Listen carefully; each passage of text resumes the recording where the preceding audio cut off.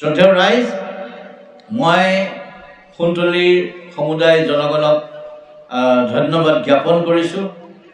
ইছলাম মানে হ'ল শান্তি, শান্তিৰ দেৱদূত আল্লাহক আমি শ্ৰদ্ধা জনাইছোঁ। তেখেতৰ যিমানখিনি আপোনালোকৰ মাজত ধৰ্মাৱলম্বী আছে সকলোলৈকে মই শুভেচ্ছা জ্ঞাপন কৰিছোঁ। আপোনালোকে আজিৰ ধৰণৰ যিটো পৰিৱেশ, এটা সমন্বয়ৰ আনন্দৰ পৰিৱেশ, এই পৰিৱেশটো আগবঢ়াই লৈ গৈ থাকিব। আমিও নিশ্চয় বাকী সকল ধৰ্মাৱলম্বীকো আমি অনুৰোধ কৰিম, তেওঁলোকেও ইছলাম ধৰ্মীসকলৰ মনত আঘাত নোহোৱা যিকোনো কামত যাতে তেওঁলোক লিপ্ত নহয়। আৰু অসম পুলিচ দায়বদ্ধ, সেইকাৰণে অসম পুলিচে গৈ ধৰ্মীয় অনুষ্ঠানৰ ভিতৰত প্ৰৱেশ কৰি কিবা এটা সোধা পোছা কৰাৰ মোৰ মানসিকতা ৰাখিব বিচৰা নাই। আমি যদি কেৱল ধৰ্মীয় শিক্ষাতে আমাৰ ল'ৰা ছোৱালীবিলাকক টোটেলি আবদ্ধ কৰি পেলাওঁ, তেতিয়াহ'লে আমি কাইলৈ কেনেকুৱা ধৰণৰ আমি ষ্টুডেণ্ট বিচাৰি পাম।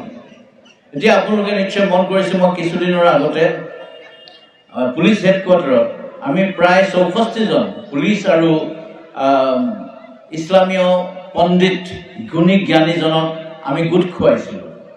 তেখেতলোকৰ লগত আমি আলোচনা কৰিছিলোঁ, বিশেষকৈ আমাৰ কোৱামী মাদ্ৰাছাবিলাক কেনেকৈ চলিব লাগে এই সন্দৰ্ভত। আমি নেভাবোনে আমাৰ কোৱামী মাদ্ৰাছাবিলাকত আমি অলপ সংস্কাৰ আনিব টাইম হৈছে? নিজৰ বুকুত হাত দি পেলাই আপোনালোকে যদি নিজে সোধে কিছুমান মাদ্ৰাছা কি ধৰণেৰে চলিছে, বেছিভাগ ভালকৈ চলিছে। জমিয়তৰ অধীনত, তানজিম কাউন্সিলৰ অধীনত কিছুমান মাদ্ৰাছা খুব ভালকৈ চলিছে, কিন্তু তেওঁলোকৰ ছুপাৰভিজন মেকানিজিমটো কি? তেওঁলোকে জানেনে কোনটো মাদ্ৰাছা ক'ত স্থাপন হৈছে, কিমান চিলড্ৰেন আছে, তালৈ মাদ্ৰাছা শিক্ষকজন ক'ৰ পৰা আহিছে, তেওঁলোকৰ কিবা ভেৰিফিকেশ্যনৰ ছিষ্টেম এটা ক'ৰবাত আছেনে?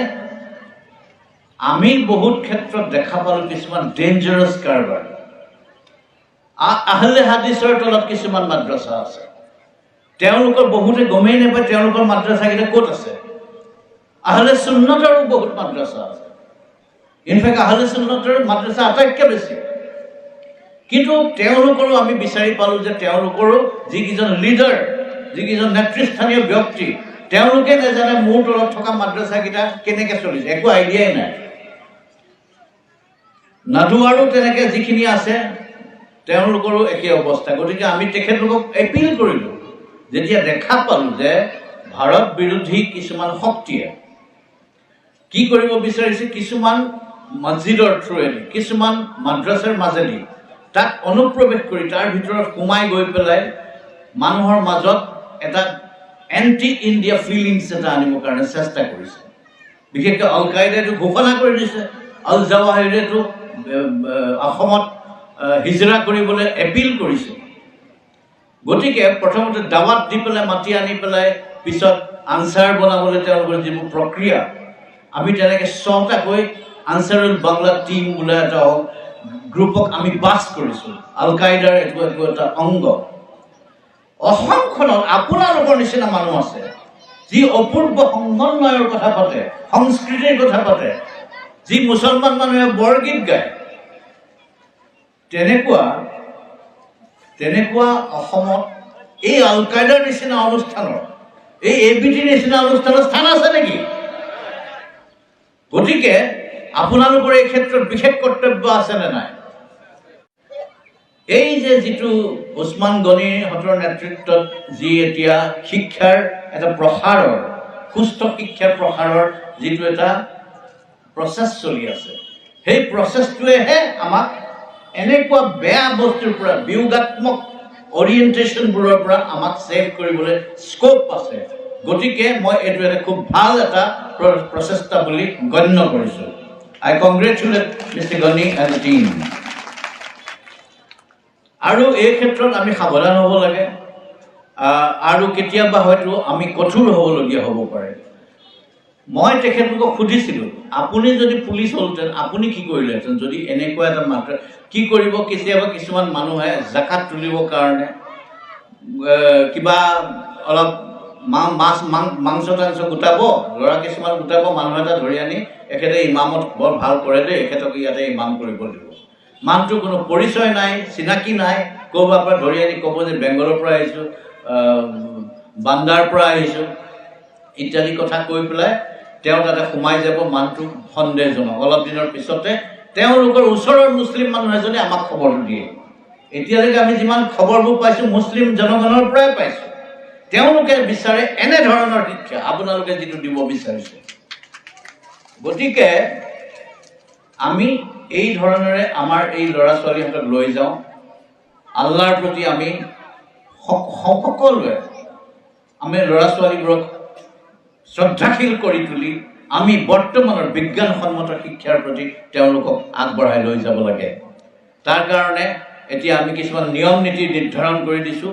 তাত থকা গুণী জ্ঞানী মুছলিম পণ্ডিতসকলৰ দিহা পৰামৰ্শ মতে সেইমতে এতিয়া বৰ্তমান কাম হ'ব। আপোনালোকক সকলোৰে এই ক্ষেত্ৰত সহায় সহযোগিতা কামনা কৰিলোঁ। কাৰণ অসমখনত বাংলাদেশৰ পৰা অহা, পাকিস্তানৰ পৰা অহা উগ্ৰপন্থী ইয়াক ৱেলকাম আপোনালোকে নকৰে, মই জানো সেইটো। সেইটো কাৰণে আমি অসমৰ মুছলিম জনগণৰ ওপৰত আমাৰ পূৰা ভৰসা আছে। এনিৱে, এতিয়া যিটো পুথিভঁৰালৰ এইটো এটা আন্দোলন কৰিবৰ কাৰণে চেষ্টা কৰা হৈছে, এইটো খুব দৰকাৰী কথা হৈছে। অসমীয়া সত্তাৰ বিষয়ে নিজকে পৰিচয় লৈ তাৰ বিষয়ে অধ্যয়ন কৰাটো আপোনালোকৰ ল'ৰা ছোৱালীবিলাকৰ এটা বৰ দৰকাৰী কথা হৈ পৰিছে। কিন্তু আপোনালোকে অকণমান চিন্তা কৰিব যে অন্যান্য ধৰণৰ মানুহবিলাকৰ মনত কেনেকুৱা ধৰণৰ মনোকষ্ট তেওঁলোকে পায় যেতিয়া কোনোবা যিকোনো জেগাত নিয়ম কানুন ফ'ল' নকৰাকৈ যিকোনো জেগাতে মানুহ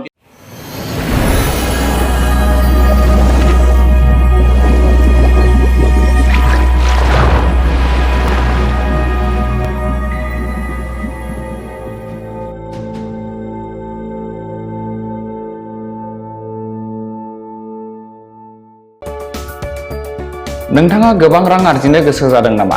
जुदि गोसो जादों अब्ला नोंथांनि थाखाय मोजां खौरां। New India technologies master franchise all Assam ATM service Hitachi ATM and Tata Indicash ATM फसंनानै नोंथाङाबो गोबां रां बुथुमनो हागोन। लाइमोनफोरनिफ्राय जागायनानै बैसो जानाय गासिबो बैसोनि सुबुंफोरानो बे फालांगिजों गोरलैनो रां आर्जिनो हागोन। नोंथांनि गामियावबो बे एटिएम मेसिनखौ फसंनानै नोंथाङाबो मुलाम्फा मोननो हागोन।